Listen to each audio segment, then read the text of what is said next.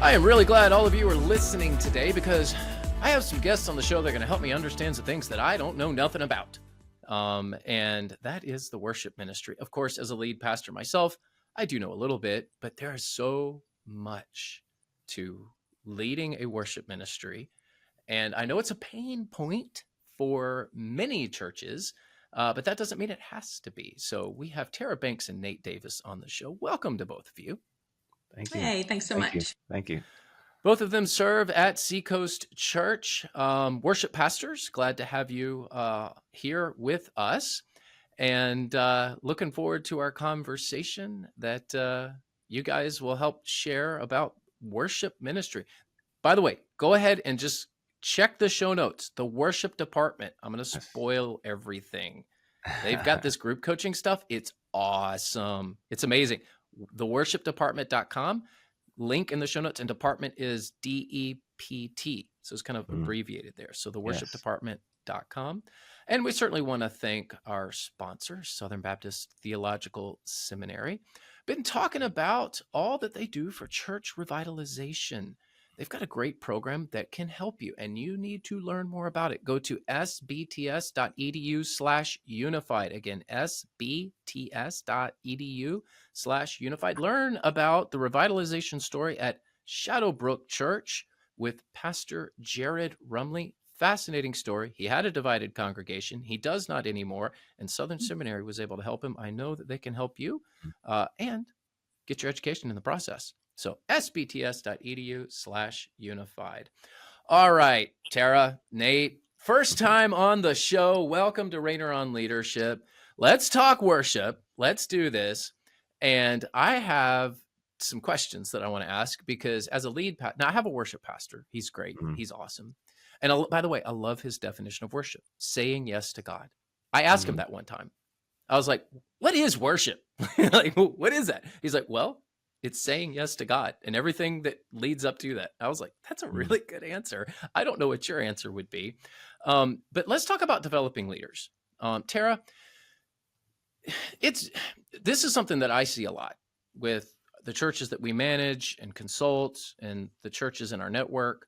A lot of times you can have somebody who's good on stage, but not so good in the organization. Sometimes you can have people that work great in the organization, not so good on stage. How do you get those two things to jive together? Walk me through that. Yeah, great question. First of all, thanks for having us on. We're so grateful to be here. Really excited about our conversation today. So you're right. Just because they are, a really incredible talent does not mean that they are going to be someone who is a great organizational leader. And quite honestly, trying to find that person sometimes feels like trying to find a unicorn where you've got this person who is truly anointed and they sense God's Spirit and his power as they lead. And yet, Monday through Friday in the office can also get it done. And so, trying to find that leader can sometimes be hard. The way that you develop that leader as a lead pastor, and the way that you encourage that leader to grow into that potential is really just focus on the things that they are really great at, focus on their strengths. And if you see those sort of areas that they are, could really use some support, try to bring some people around them that are, if maybe they're a great organizational leader, but they're, not the most incredible vocalist, let's bring some other vocalists or some other musicians around them to help bolster those skills and give them what they need, or vice versa. Because just because they are not both does not mean that they're not a quality leader, but it is, obviously something that you want to try to help and encourage and, put some support around, of course. So one of the best decisions I ever made, on behalf of the worship ministry, and this was many, many years ago, not current, for all of you members at West Bradenton who are listening, I'm not talking about Pastor Jordan. Anyway, this was many, many years ago. I don't want to give any more details than that. I made a bad hire. That's the bottom line for a worship position. And I made the recommendation. The church agreed. We onboarded this person, and it just didn't work. They were they were not good on the stage. They were not good in the organization. They were bad at both. But one of the best decisions I ever made was to go get a coach. And that coach, working with this individual, helped tremendously. It was great. And there were some real nitpicky things that the church was kind of that was kind of upset about. They really weren't big, but when you're on stage, the small things become the big things, right? You have a bad haircut, you miss a note or whatever. The tech doesn't work that day. Small stuff in the kingdom of God, big stuff when it happens. And I got a coach. So if you are listening to this and either you are in the worship ministry or you are a lead pastor or solo pastor or whatever, and you have worship ministry leaders or a worship pastor, go check out theworshipdepartment.com. Again, link in the show notes. You're gonna get coaching from these two. Like, they do group coaching. It is definitely something you need to go check out, and it's very inexpensive. Nate, are you able to share the price? Because it's crazy. I looked at it online, and I'm like, are you going to raise the price on us? Because this is crazy. Like, you're putting me to shame with what I do at Church Answers. Oh man, no. Yeah, the price, $25 a month. The only reason you would say no to that is you just don't like us and you don't want to hang out with us. I get it. Or you don't like your worship ministry. There's right. reason. I don't want to get better here. Yeah. No reason not to do it. Part of the reason we wanted to bring you on the show is because when I saw that price, I was like, this can't be right. But it is. If your worship ministry needs help, go check out theworshipdepartment.com. All right, Nate. Let's talk about just pipelines. Yeah, I went to a conference many years ago, and it was all about developing a pipeline. It's actually pretty good. But it was something that I had not done well.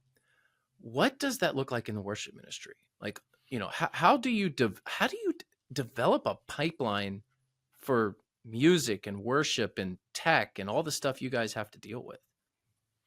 Yeah, it's a great question. We think the best way to approach it is kind of from two lanes. And so character is obviously incredibly important. But with what we do in the worship space, craft, your skill is equally as important. And so, yes, a prerequisite of being on the platform and being a part of the team is that you've got faith and you're growing in that faith.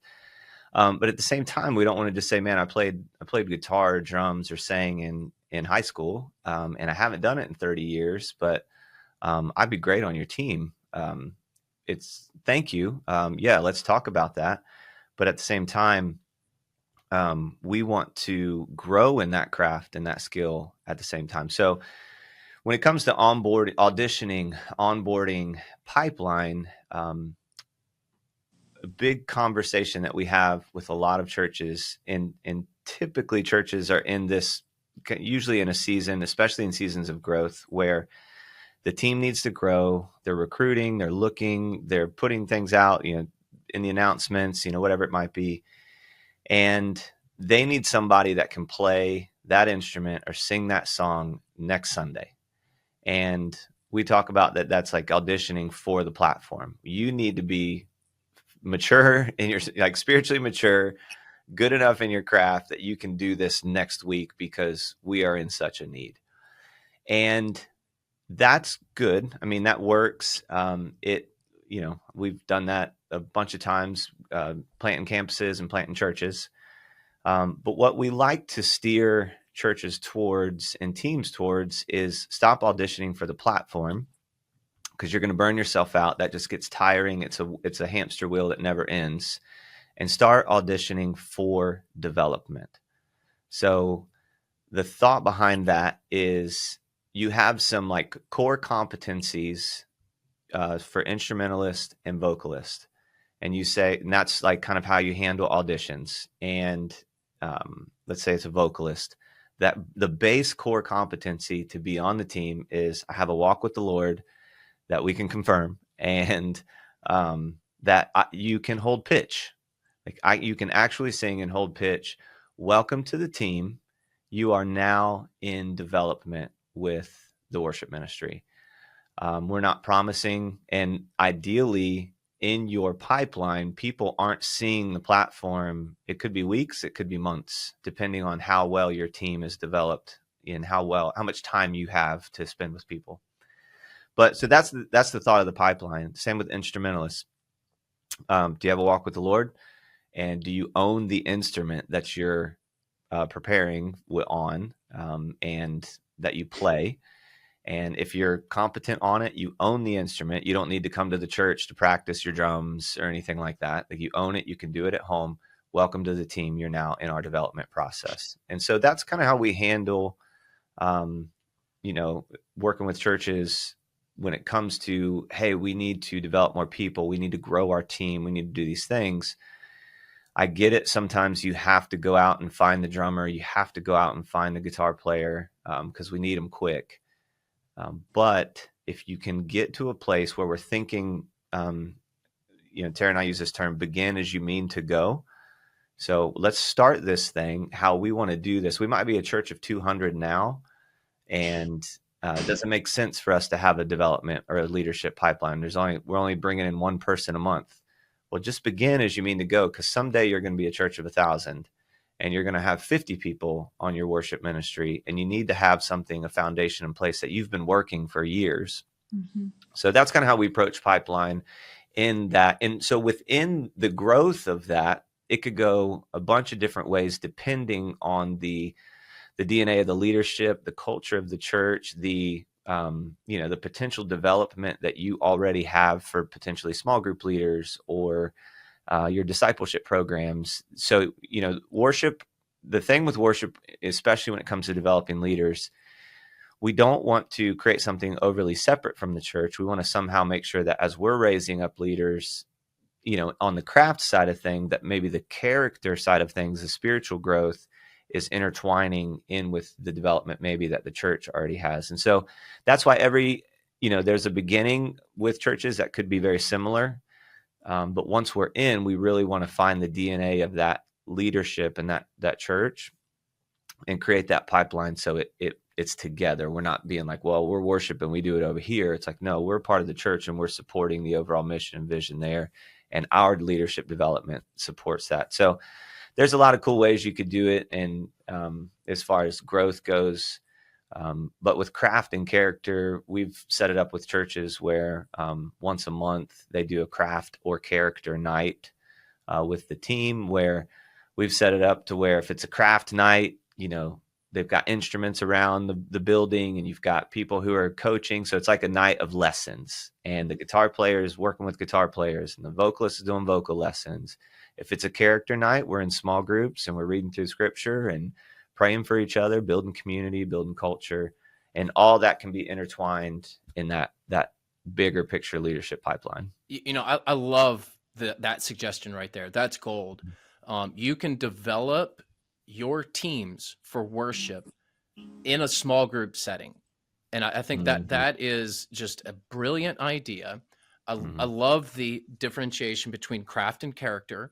It only takes one time of letting someone who says they're proficient with playing jazz on the trumpet, then learning after the fact that they hadn't played in 20 years.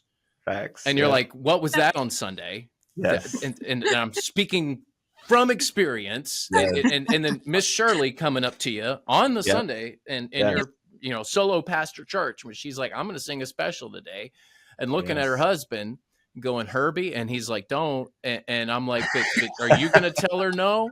And he's like, no, I'm not going to tell her no. And then she ends up on the stage, and it was memorable. And that's the thing about worship. You don't want to make memories for all the wrong reasons.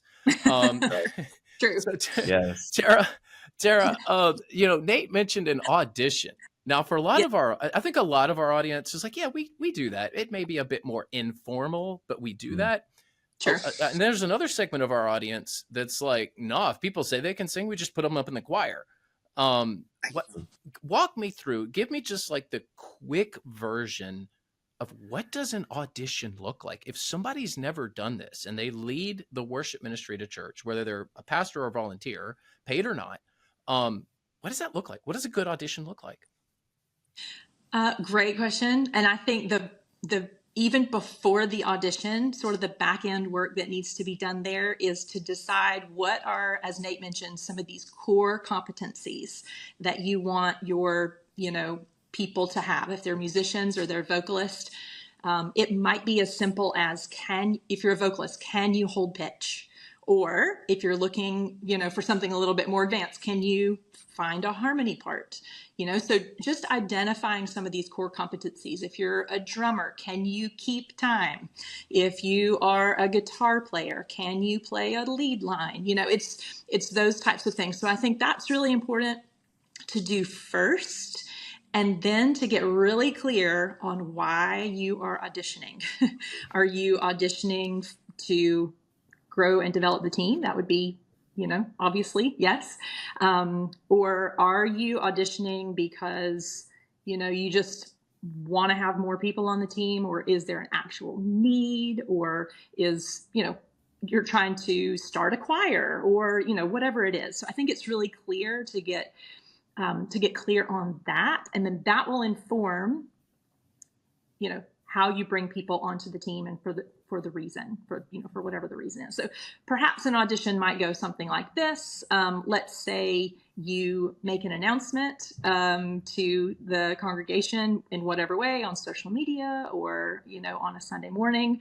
Hey, we're going to be having auditions. We would love to add some people to our worship team, and then, give them all the information they need. They show up on the night, and then it really is, you want to make it feel not like an American Idol audition type situation. You want to make it feel very everyone at ease and comfortable, because let's be honest, like standing in front of someone and being vulnerable and singing or playing an instrument, that can be really, really intimidating, and oftentimes harder than doing it in front of a larger group or a small group or something like that. So just try to make everybody at ease and make sure that they understand, hey, we have a common goal here, and the common goal here is to help get you into this development pipeline, to help get you to join the team and to join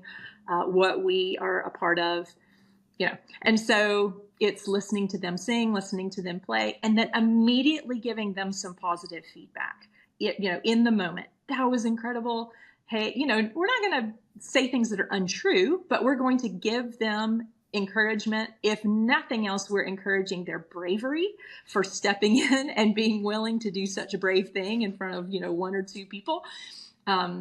You're giving them a little bit of feedback, saying some things that you loved about what they, brought or did or sang, and then let them know a clear next step. Hey, we'll be getting in touch with you within 48 hours, or you will get an email from us within 24 hours, or a phone call, or whatever your follow-up is. Just be very clear about that. And then please, for the love, actually do that thing. Don't tell them that you're going to email them and then somehow forget.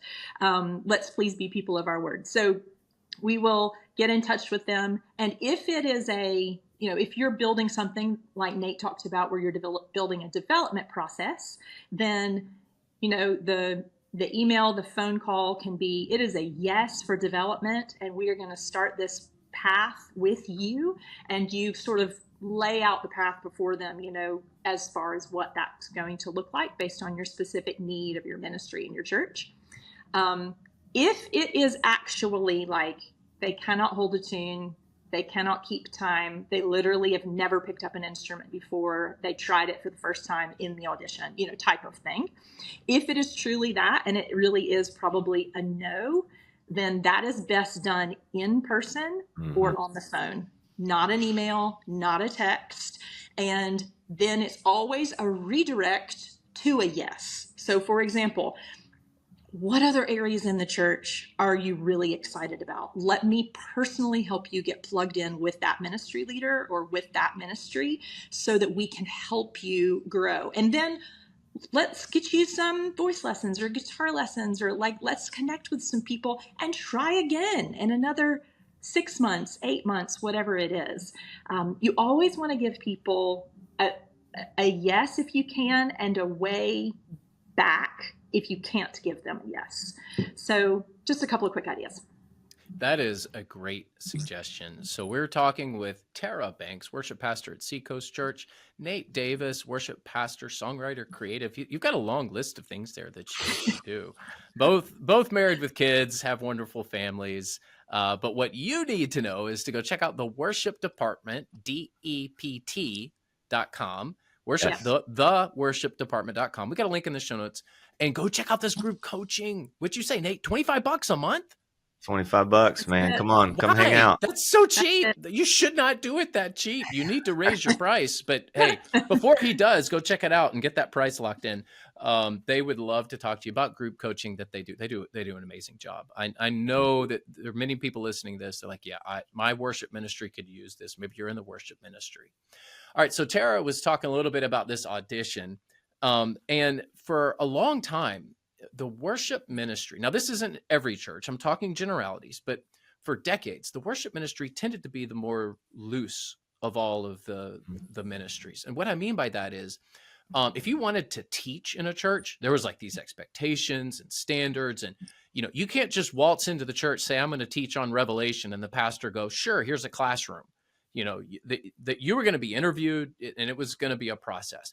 You want to serve in the kids ministry or student ministry, anywhere near a minor. Well, there's going to be a background check. There's going to be this, there's going to be that. And then you get to the worship ministry. It's like, I want to be in the choir. And it's like, sure, come on. Just pop up there. I don't even know who you are. Are you a member? Is this your first time here? Now that's not every church, but that's a lot of churches. And so I think the lesson is that refinement is good, and it will probably produce a better ministry in your church, whatever style of worship, however big you want your worship ministry to be.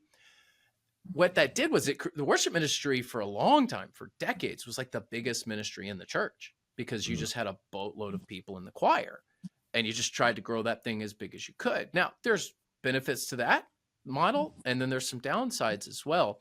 But what I want to hear from Nate is onboarding. So let's say you found someone and you're like, wow, they do have the craft and the character, and maybe they need some work in some areas, but this is somebody I want on my team. They actually can play jazz on the trumpet, and I may have a need for that. How do you take that person from audition to being a thriving part of the worship ministry? It's a great question. I think that, we always assume that when people come in, especially in the worship space, we always assume that that person wants to volunteer and get involved, and they eventually want to have a job at the church one day, and they want to be our top tier volunteer, that there ever was. And so I think we assume that that's just the trajectory they should go. But I think a good initial conversation is really just getting to know that person too, to say, man, you're skilled. You've got a gift. Obviously you've put the work in. This really is a craft to you. And then I really believe it's just taking time as a shepherd to getting to know these people that God has brought in and entrusted to you. Mm-hmm. So that's great. You have a skill. We're so thankful for it. And so thankful that you want to use that skill to help create environments that connect people to the heart of God. Thank you. We're glad you're here. But now as the pastor, that I want to figure out the best way that I can care for you.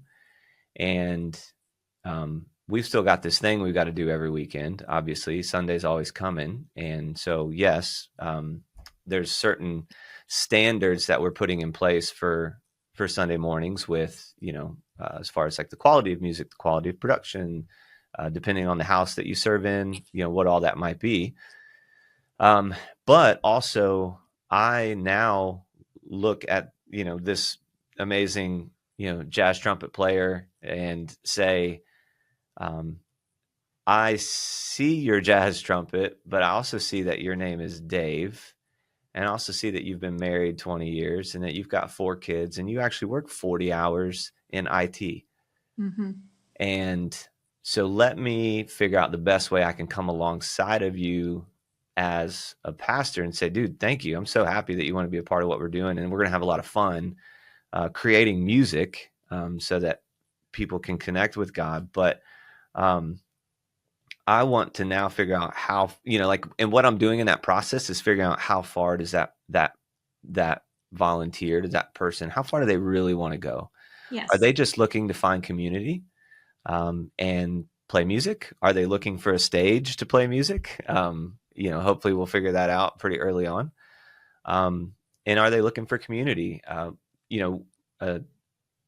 Example we use a lot is there's a bass player we've played with. He's a dear friend, and he has been on the team 25 years, maybe. And he is an incredible man, incredible leader, incredible faith, incredible father, incredible husband. I mean, he fits every checked box that you would be like, I want you somehow in leadership at the church. And the capacity that he wants to be is he's like, I want to play. I want to be a part of the team. I want to come. And he said, but I just want to be real, like natural and organic with it. And he has some of the best friendships and relationships with guys who've been on the team for a long time and gone off and done great things. And when new people come in, he is just like this spiritual uncle, spiritual big brother, spiritual father on our team. And he has there was no real official, hey, we're now developing you. We're now bringing you up through this thing, because he kind of fought that. He was like, I don't want it to be overly this official thing. I just want to be here and have it be this way. So when I go back to my first thing, is like, I feel like it's good to have a conversation and be really sensitive to the individual and not just assume that every individual that comes on the team has to be a high capacity dynamic volunteer. And if there are like levels of volunteer, that they're climbing those levels, right? Some people you would say, yeah, I see something in you and I want to call that out in you as a leader. I see this in you. Hey man, I really think you should be leading a small group. Hey, I really think, what do you think about that? And then they confirm it. Man, I feel like God's been saying that, but I've just been so busy and I don't know how to do it or what to do. Right. All right, let's talk about it. So I think that process of development, that process of onboarding, they audition, they onboard, they come in, now they're a part of the team. You can, and I think it depends on personality type too. You can be real systematic and have some really great processes with it. You can also be real organic with it as well. But there has to be some sort of, you have to have something, in place that says, once we've auditioned, we've said yes, and now they're in development with us.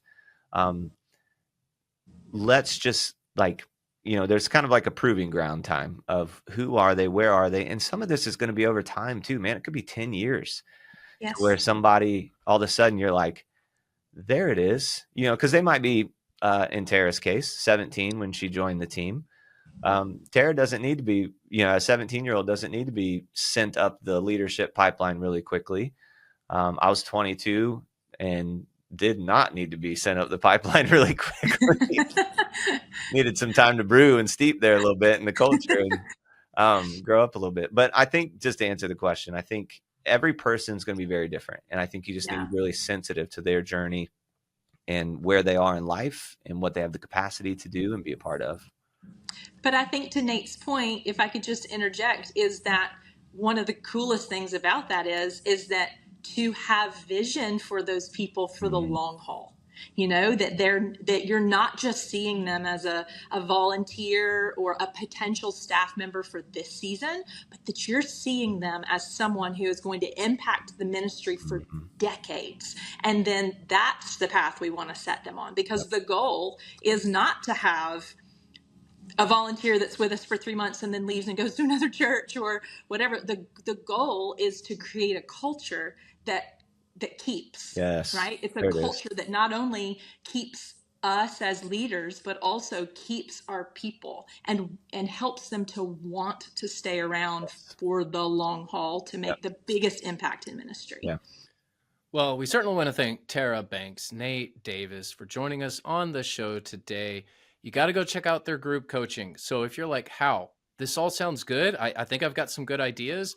How? How do I do this in my church? Well, that's why you need to call them. You can reach out to them at the worship department, DEPT.com, theworshipdepartment.com. Check out the link in the show notes. If you're watching on YouTube, it's there as well. And lastly, but not least at all, want to thank our sponsor, Smart Church Solutions. If you're looking for a way to manage your space, they have the answer. This is the leading facility management software built specifically for churches. eSpace is its name, and you need it. It helps you schedule events, manage work orders, track assets. It all happens in one place. You can even automate things like HVAC, door access, save time and money. eSpace is trusted by over 1,250 organizations, growing by the day. Your church needs to call them too. How do you find out more? smartchurchsolutions.com/Rainer, RAINER. That's my last name. smartchurchsolutions.com/Rainer. Link in the show notes for that as well. Well, thank you for tuning in to today's episode of Rainer on Leadership. Give us a thumbs up on YouTube, rate, review, and subscribe in your favorite podcasting app. And go check out theworshipdepartment.com because Tara and Nate are waiting on you. And they would love to answer all of Come your on, questions. let's go. We'd love to see you. Yeah. See you on the next episode, everyone. See you guys. Bye-bye.